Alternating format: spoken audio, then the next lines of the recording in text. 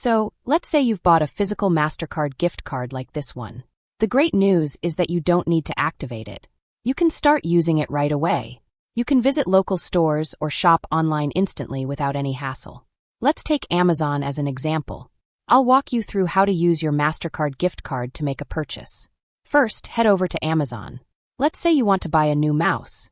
Select the mouse you want and click the Buy Now button. On the next page, select your shipping address.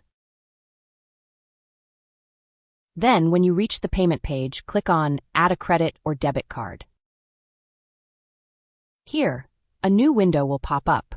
Now you'll need to enter the details from your Mastercard gift card. Enter the 16-digit card number that you'll find on the front of your gift card in the card number field.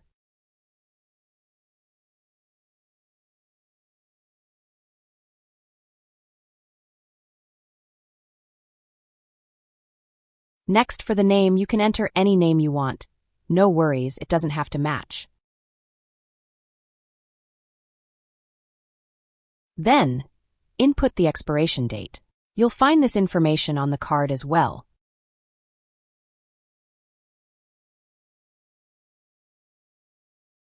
Finally, hit Add your card.